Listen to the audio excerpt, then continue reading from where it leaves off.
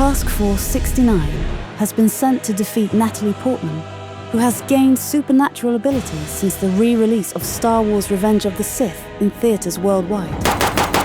Chuckles!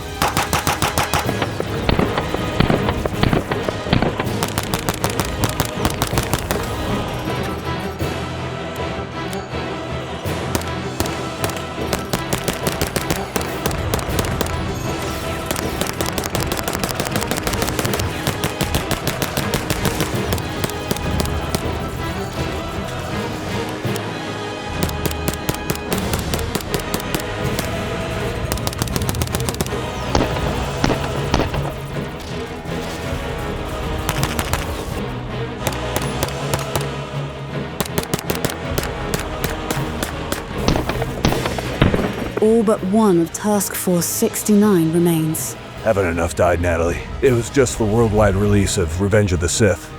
Doesn't have to be like this. Sorry, Natalie, but it's time to take you out once and for all. The professional was really creepy, had a lot of pedophilic vibes, so I'm sorry. But Natalie was too powerful. I don't like sand. It's coarse, it's rough, and it gets everywhere. Oh my God! The pistol caliber carbine market has been exploding, and what comes along with that are companies are coming out with some pretty interesting, pretty innovative designs. Now, for most of us out there, we know about the MP5, we know about the CZ Scorpion and the MPX, but there are many more options. One of those options is from Springfield Armory. This is the KUNA. Otherwise known as KUNA. It's very confusing for those of us from Idaho because there's a town named KUNA, not KUNA. It's just hard. But in any case, this is an interesting design because rather than being a direct blowback weapon, it is a roller-delayed system. In addition to that, this is designed in Croatia and is currently in use with multiple foreign police forces. So there's a lot of vetting that has happened with this, a lot of testing, and now is available in the US. The question is, how does it stand? Is it worth the price? And it does come in relatively cheap, around $1,000 or a little bit less, and that's pretty standard for many pistol caliber carbines today. So today in Grantham, we're going to test this to the utmost. We're going to talk about it. We're going to be autistic about it. The KUNA. But before we do that, we of course have to thank the biggest sponsor of the channel, who is Primary Arms. They're awesome. We love them. We cannot thank them enough. They're cool. They come out with the coolest stuff. And like the HTX-1, that is just cool. Go and just tell them how much you love them for supporting the channel, because I know that we love them. And May is Laffy Taffy May, right, John? Yeah. Yeah, so say you love Laffy Taffy, hashtag Grantham, and we don't know what will happen, but it could be good. And of course, if you guys are looking to be more American, well, you know what? There's nothing more American than lever action rifles. Henry Repeating Arms. We love them. They have everything. We cannot thank them enough. And of course, go to henrythumb.com for a very special surprise that we can't talk about. We love them. And of course, if you're looking to get better at shooting, we recommend dry fire. Mantle string your weapon in a dry fire machine. Finally, all ammunition is provided for by AAC. Big fans of them. With all that being said, talk is cheap, and the KUNA is actually pretty affordable and relatively inexpensive, all things considered. So let's get into it. Right here, we have the Springfield KUNA. So the first thing that we want to talk about is going to be recoil. Many pistol caliber carbines rely upon blowback operation. All this is doing is you have a bolt that is heavy, and the heavy bolt resists the force of the round detonating. It's a very reliable action, but it's also a very recoil heavy action in comparison to the size of the round. By doing a roller delayed system like we have on HK MP5s or on the KUNA right here, this allows you to lower the weight of the bolt, lower recoil, and make for a still very reliable firearm while, reducing that weight, which is going to, and also reducing recoil, which is very important. The MP5 is legendary for its recoil and its low recoil.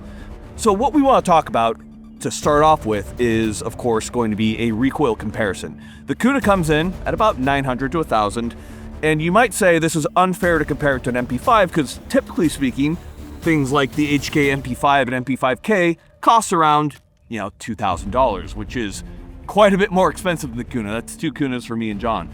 But with companies like Sentry and MAC coming out with really good MP5 clones, this is a MAC clone made on HK tooling. you have MP5s that are now coming in at sub 1,000. So I think it's a very good comparison to take a look at the recoil difference between the Roller-Delayed King and the newcomer to the block. So first thing we'll do is we'll fire 5 rounds, both me and John, on these weapons, and we'll tell you how they feel as far as recoil control. So I'll be firing on the center target. I'll do 5 rounds, about moderate speed.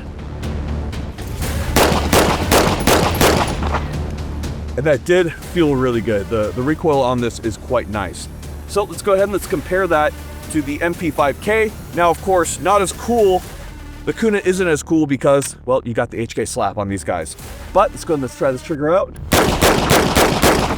Pretty comparable, actually, John. You'll have to tell me what you think. We have John's build. Don't make fun of it. I'm not making fun of it, dude. Oh my God. Feels like a 22 with that one. Yeah, a full-size MP5 is ridiculous. All right, John, I'll go ahead and hand those guns to you, and then we'll both give our thoughts on the recoil. You guys have obviously seen it, but it's a little different when you're experiencing it too. A little jumpy, but not bad. Not bad. Feels similar, right? Similar. I'd say this feels a little bit smoother. I would say yes. I don't think anything's gonna beat this though. All right, full size MP5. Oh well.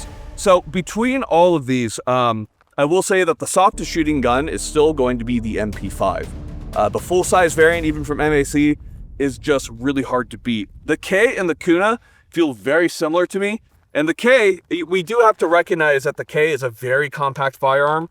The barrel on the Kuna is a little bit longer than the K, so it's not exactly an exact comparison, but, you know, in all fairness, nothing really is ever an exact comparison because firearms are just different. But the Kuna does stack up pretty well, but the recoil is still a little bit more. Now, with those things being said, we've talked about the recoil. I still think the Kuna is a very compelling firearm in many ways. Let's go ahead, let's try it out in drills. Let's see how she runs. Let's see how recoil is. And one thing that we will say is we're at this point at 1,500 rounds of the Kuna, and we have encountered 0 malfunctions at this point. So that is pretty impressive. So let's continue. Now, the Kuna did come with a brake. I have removed that brake. We now have a tri-lug on there because I like my tri-lug cans because, well, they are easy to install. So go ahead and let's get into drills. First thing that we're going to do is going to be a good old build drill, 6 rounds at 7 yards in the A zone. The point of this drill is to test the recoil controllability of the gun, the follow-up, the speed, how it's cycling, everything. John, you want to go ahead and hit me with that shot timer? 133. Woohoo! Nice. Okay. All clean. John, you ready? Yep. Trigger is really nice on the Kuna, I will say that. And the return, so the recoil pattern, how it, when the bolt comes forward, it does tend to drive the gun right back into place. I am satisfied with my Springfield Armory product. John, you understand the first fire? Yep. Stand by. Nice, 152. Safety's a little mushy for me, but yeah, I tend to agree. Good shooting. That was nice and clean, John. So John brings up a good point. You want to show the left side. One thing that I find is I almost want that safety lever just a little bit longer because for me, with my grip, I have medium-sized man hands, and on it, my thumb is just kind of still on the very edge. It's not terrible, but it is me nitpicking, and I'm going to nitpick on brand new production guns because they want to be as ergonomic as possible, especially when they're going against so many established products already. Let's go ahead and let's do a Mossberg, John. So that's going to be 2 to the chest, 1 to the head. 0.86, let's go. All right, let's take a look at that. 2A, 1 to the head, clean. That was quick. yeah. All right, Ranger. John's just holding his MP5 like a security blankie. Nice, good shooting, dude, 104. Nice, clean from John as well. Excellent shooting. Now we're gonna be doing some transition stuff. This is the only transition that we support here on Grand Thumb. It's gonna be 2 per target. We're gonna start with safety off on the left target, come across, and this is going to be talking about the drivability ergonomics of the gun. Clean, 141. All right, we're at 170 right here. We're gonna go ahead and do about 3 consecutive shots at 170 on the IPSC target, and I'll go ahead and start. There we go. John holds just slightly left on this guy. Go.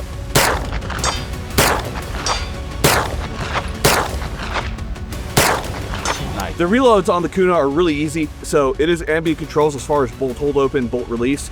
So it is simply the AR type configuration. So when I'm firing, it is a very quick mag change, also owing to the fact that the mag well is flared. So we have our onward research rig right here. The Assaulter's blacker because it rocks, but you'll see what that looks like.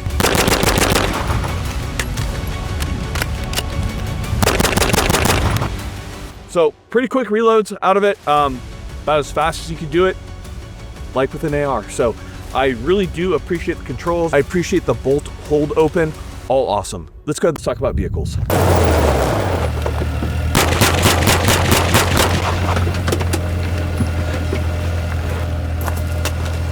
So a nice thing about the Kuna is, of course, the ability to be very compact. So many PCCs have this, but the ability to fold the stock, to have it stowed and compact is a very nice thing about it. And the Kuna does lend itself well to any type of vehicle CQB tactics, to small and tight spaces, just due to the fact that it can be stowed in that small position, or without a suppressor. Of course, you can fit it in very small things like a briefcase, etc. It is a good design in that regard. Now, Springfield Armory will not send you a Kawasaki Ridgeline, neither did they send us one. But you know what? We do love Kawasaki because they gave it to us. But in reality, it's actually pretty cool. It's cool, right, John? It helps out a lot. Yeah, we love it. And, if you don't buy Kawasaki, then, well, fuck you. So we've done some drills here. We've done a lot of shooting. Now let's do some talking. Let's get into the autistic portion. Let's break this guy down, see how it works. So we've done a lot of shooting. Now we're here talking out in the foothills of Idaho. And we have the brand new Springfield Kuna. Kuna is a town in Idaho. It's very confusing for all of us, but we've taken our time on this. We got about 2K rounds on it at this point because we really wanted to make sure that there weren't going to be any, unforeseen problems that we've run into. Other people that we've known have had some issues with their magazines. We wanted to make sure that we didn't have any kind of unexpected surprises, because what really does matter to me when it comes to reviewing a gun is making sure that it is worth your money. That's very important to me. I am very cognizant of the fact that, the $1,000 that this costs is a very steep ask for pretty much everybody. Economy's taking a little hit right now. So I get you guys. We're going to be as unbiased as possible. We do want to point out that this weapon was sent to us from Springfield. Then we have done other videos of other guns that Springfield has sent us, whether it be this Springfield M1A, the SOCOM, which is coming out. That being said, there's no exchange of money or anything like that. All ammunition is provided for by AAC. And then any type of funds that are coming in are from our sponsors that you guys already know and love at the very beginning of the video. Did get the gun though. This is very standard for us. So with all those things being said, let's go ahead and let's get into it. Right here, we have the brand new Springfield Kuna. I'm going to keep saying it like that town in Idaho because it's right next to me. And it is a 9mm magazine-fed pistol caliber carbine, and it is operating off a roller-delayed design, much like our beloved MP5. There's a lot of weird little quirks about the gun. There's some things I love, some things I don't really love. Let's go ahead, let's get into it. So we're going to start just like our Marines love, which is tip to butt. We're going to see how this thing does as we go right down the line. So first off, starting off, we do have a B&T can. This is your RBS, SQD Compact. I do like these quite a bit. There are some odd quirks about them as far as movement that you have on the mount itself. It does use a tri-lug, but that being said, it is a reduced back pressure can, and I have liked the performance. It's worked well on the Kuna so far. Now, the Kuna does come with a typical muzzle brake on the gun, so there's not really any suppressor that's going to fit it. That being said, it is your normal 1/2x28 threads. So in this case, we do have an adapter for a tri-lug on here. Kind of the first, I would say, thing that we ran into was that there isn't much of a shoulder to speak of with a barrel. So what that is you have the threading, and then past there you'll have a shoulder, that little flat protruding part that the muzzle device can index off of. It is thin, it is there is enough for it to bite into. I kind of wish it was a little bit thicker, like it kind of mushroomed out right there. A lot of different pistol caliber carbines do that due to kind of how thin the shoulder could be. It's just something that you need. Barring that, if you don't have a good shoulder, you can have a muzzle device that does index off the muzzle, but typically you see shoulder indexing for many of your muzzle devices. This is me definitely nitpicking on the gun. But again, for a brand new pistol caliber carbine that has just been released, I am going to nitpick on it because at this point, a lot of these things are well understood. That being said, it is enough. It does work. Now, when it comes to the accuracy of the barrel, it is a cold hammer forged barrel. As you know, here in Grand Thumb, we are big fans of cold hammer forging as it makes for a very, very durable barrel. And to be clear, this weapon is designed by the Croatians. So if you don't know, Springfield has a very close relationship with HS product in Croatia. This was originally designed by them, and in fact, it originally came in 40 and is in use with several police forces throughout the world. So it is a well-vetted product. The one that we got here, there's some issues, but that's for a later time. Point is, the barrel's good, accuracy is good with it. We shot out to about 200 yards with this guy with not a whole lot of issues. So I don't really have any problems with the barrel. Given that as a cold hammer forged barrel, you're going to have good service life for probably about your entire life. You're not going to burn this barrel out, which is awesome. Now, moving from there, we do have our roller delay design. So there are several different principles that 9mm pistol caliber carbines work off of. So you have direct blowback, which is simply using the weight of the bolt to slow down the explosive force generated by the round detonating, or you have a roller delayed system, which is a more refined system. Direct blowback, very reliable. Roller delayed, far softer. Now, in the case of the Kuna, it isn't quite as soft as your typical MP5s. It is both harder recoil in the MP5K as well as the MP5. This does have a 6-inch barrel, so it does sit between those two barrel lengths on both the MP5 and the MP5K. But despite all that, you don't quite get that incredible recoil impulse that you get from the MP5s. Now, with that being said, the one thing we will say is that the Kuna has been utterly reliable for us. We have not had a single failure when it comes to the Springfield Kuna. Has not jammed once, a magazine has never malfunctioned for us. So I will say, by the way, we have never cleaned this thing. Yeah, we've just run it. It's been run suppressed the entire time, and it has been absolutely wonderful. So very reliable weapon. The operating system seems to be good, and given its slightly higher recoil compared to the MP5s, I would assume would be allowing the weapon to recoil a little bit harder to ensure that it's able to power through different types of debris, grime, dust. It is a reliable weapon. Now, before we move on from there, let's talk a little bit about the handguard here. It is short. There's not a whole lot of purchase space on the handguard of the Kuna. You have enough to add any type of accessories, but it is so short that I haven't really found that there's a good position to place a vertical foregrip. On a gun that's this short, kind of the shorter the gun gets, the further my hand gets towards my firing hand right here, the more I want a vertical foregrip to really kind of control the recoil or to get a more neutral wrist placement on the gun. So I would prefer something right here. That being said, because of how little Picatinny slots you have, you're going to be really close to the muzzle or close to a very hot suppressor. So it's a little bit of ergonomic issues when it comes to that. I think there's some things that can be solved on it, and we'll get into those a little bit. Suffice to say, Haga Defense is probably going to end up saving this design, which I think is kind of the real crux of the whole issue. Any issue that's I'm about to present when it comes to the Kuna can be solved fairly easily, and I believe that Haga Defense, who has a kind of history of making products that significantly increase the usability of different pistol caliber carbines, he is likely going to save this. Now, moving from there, I will say the charging handle is very nice. I've been a big fan of it. It is folding, and obviously once we go ahead and pull on it, it's very nice, smooth, no issues there. And one thing that we could say too is, question is it reciprocating? Well, see for yourself. As you can see, it is not reciprocating. So that is very nice. It is something I like to see, and I'm a big fan of the operating mechanism and the controls when it comes to the Kuna. So moving back from there, let's talk a little bit about the controls. They're very AR-15-like, and even better, they are ambidextrous. So we have bolt hold open, bolt release on our right-hand side, and then we have a bolt hold open, bolt release, and mag release left-hand side. It is completely mirrored. So whether you are, correct-handed, it's the right hand, or whether you're lick or dine, you're left-handed, you're going to be able to operate this weapon no problem. Now on the Kuna, some people ask about suppression. How is the gas blowback on it? It's not fantastic. It is a lot better than a direct blowback weapon like a Scorpion or something like that, but it's not great. It is not as good as like an MP5 in my opinion.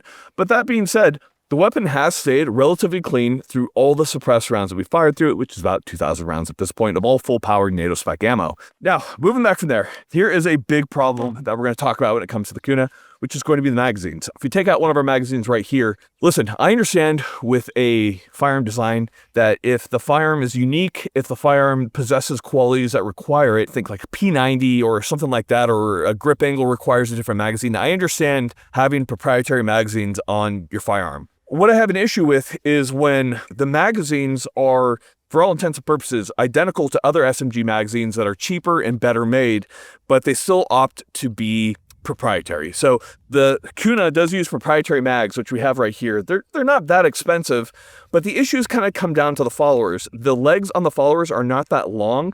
So because of that, some people have had issues with the followers getting dirty and the guns kind of locking up on the magazines. This is very easily solvable. There is nothing on this magazine that requires it to be proprietary. This could easily be swapped over to a Scorpion with a simple lower change, and then you're good. This is something that Handguard Defense is likely going to release, I would guess, to fix this platform, because using a Scorpion mag would be awesome. They're ubiquitous, they're well made, and they're well proven compared to the Kuna mag, which I think has some issues right off the bat.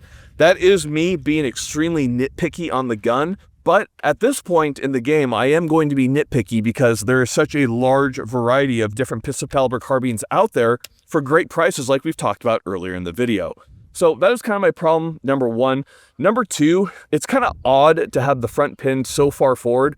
I think it is unnecessary. I believe with a lower redesign that we could give a little bit more space for grip up here and we could have just a more ergonomic product overall. Now, when it comes to the safety, it is ambi, of course, and I really don't have any issues with it. I wish that the lever on the safety were perhaps a little bit longer. So if you see right here, when I have the gun up against my shoulder, my thumb's just kind of barely on there.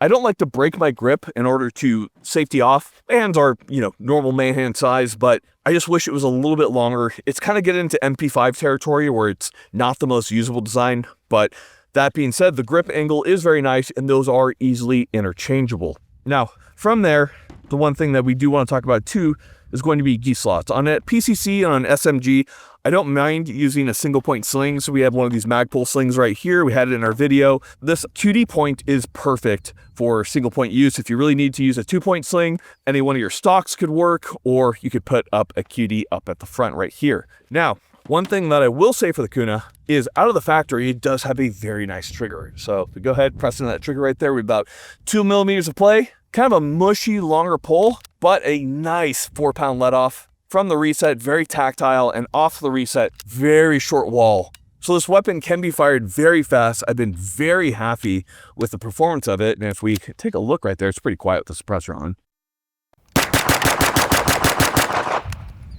It does run very well, very quick. I'm a big fan of the trigger on this guy. Now, from the factory, it does come with some odd options. So the Kuna, as it came from Croatia, had a pretty cool stock. They weren't able to import that. So because of that, we do have a 1913 back right here. But the thing that we will say is there's a lot of good stocks for it. I think probably the best stock is going to be the Handguard Defense, which is this guy right here. So it is a very ACR-like design. And in fact, beyond that, I would say it's actually superior to the original Kuna stock from Croatia. There's a lot of adjustability. You can raise the cheek piece. There's a lot of cool things that you can do with the Handguard Defense design that you can't do with even the actual Kuna stock, which isn't even imported yet. And he is releasing a version that will direct mount to it, so you don't have any of that gap that you typically have with the 1913. So my kind of suggestion would be to get a Handguard Defense stock and use that. We do have one of the Sheffield Tactical stocks on here right now.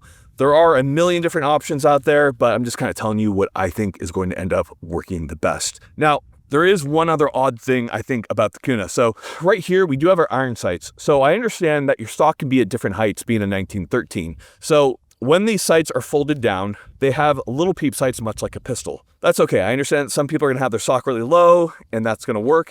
Now, once you pop these up, these are very workable, very usable iron sights. The problem is they have a rail, and almost every optic you're going to put on there is probably going to be absolute height at the minimum lowest. But these sights do not co-witness through an absolute height optic. They're just a smidgen too low. So certainly they're not going to work with like a lower 1/3. It's just an odd design choice. It's like if you have the flip-up sights, why wouldn't you make them tall enough to be an absolute height? And that kind of comes down to what I think about when I think about the Kuna, which is like almost. The magazine, it's like make it something that's less proprietary, just use a Scorpion mag. And then on the sights, make them tall enough to witness through absolute height optics, because otherwise you just kind of have some odd issues. And also the muzzle brake, I think it makes a lot more sense to have like a tri-lug on here. Many 9mm using a tri-lug design. I'm appreciative of the simple 1/2x28, thread pattern. I'm looking at you, Sig. But despite all that, it's close. It is a very good design. It's very reliable. The recoil patterns are really nice. The trigger is really nice. But there's just some little odd quirks about it that make it just not the most perfect pistol caliber carbine, but so dang close. And close enough in my opinion that I think it is worth it, but that's going to be a harder one to quantify for you. Is it worth it for you if you're really looking for a 9mm carbine? I think there are some other really good options that are in the same price point. With MP5 clones coming in at close to 1,000, like we talked about earlier, with the CZ Scorpion out there that's already very easily, upgradable, I think there's a lot of competition there. That being said, I do think that the Kuna comes very close to being one of the top options simply due to a combination of price and features that you get from the factory.